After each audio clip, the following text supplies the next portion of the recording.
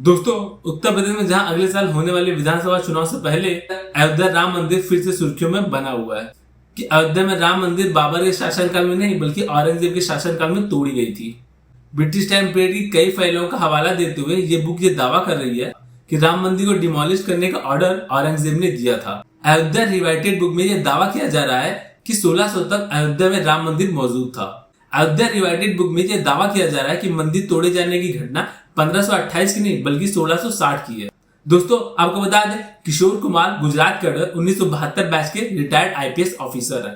Job से retire होने के बाद किशोर कुमार केएसडी संस्कृत यूनिवर्सिटी के वाइस चांसलर भी थे। राम मंदिर को लेकर एक पॉलिटिकल व्यू पर हम इस वीडियो में जानेंगे राम मंदिर के अस्तित्व में आने से लेकर अब तक का सफर। आइए आपको बताते हैं। त्रेता युग में रामायण हुई थी, ये तो हम सभी जानते हैं। 500 BC का वक्त था हिंदू पौराणिक बुक जैसे रामायण, भविष्य पुराण और लोमेश रामायण की स्क्रिप्ट हो गई। इन सारी डिटेल्स को जब हम मर्ज करते हैं तो ये प्रूव होता है कि ये जो अयोध्या थी ये किंगडम ऑफ कौशला की कैपिटल थी। इसके साथ समय बीतता है और किंगडम ऑफ कौशला पर 44 राजाओं ने रूल किया।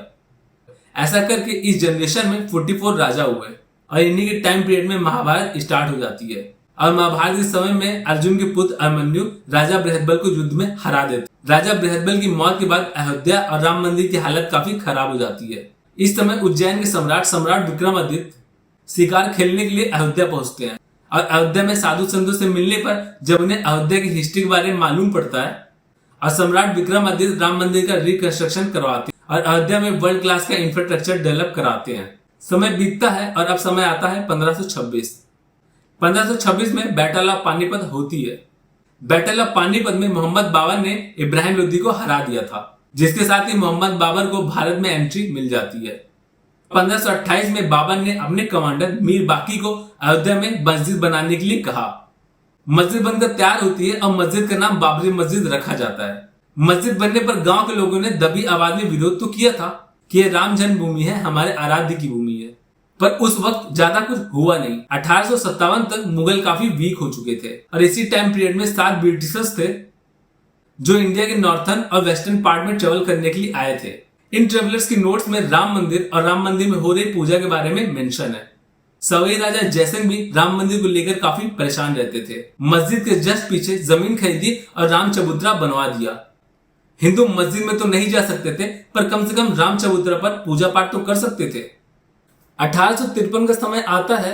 हनुमानगढ़ी को बैरागी संत संभालते हैं जाते और सारे साधु संत मस्जिद पर कंट्रोल लेने के लिए चले जाते हैं। और ये पहली बार था जब राम मंदिर के लिए पहली रिकॉर्डेड लड़ाई की गई थी। 1855 में सुन्नी क्लर्जी शाह गुलाम हुसैन कहते हैं कि ये जो हनुमानगढ़ी बनाई गई है ये मस्जिद तोड़कर बनाई गई है और अपने 500 फॉलोवर के साथ में हनुमानगढ़ी पर हमला कर देते हैं। हनुमानगढ़ी में पहले से ही 8000 साधु संत मौजूद रहते हैं।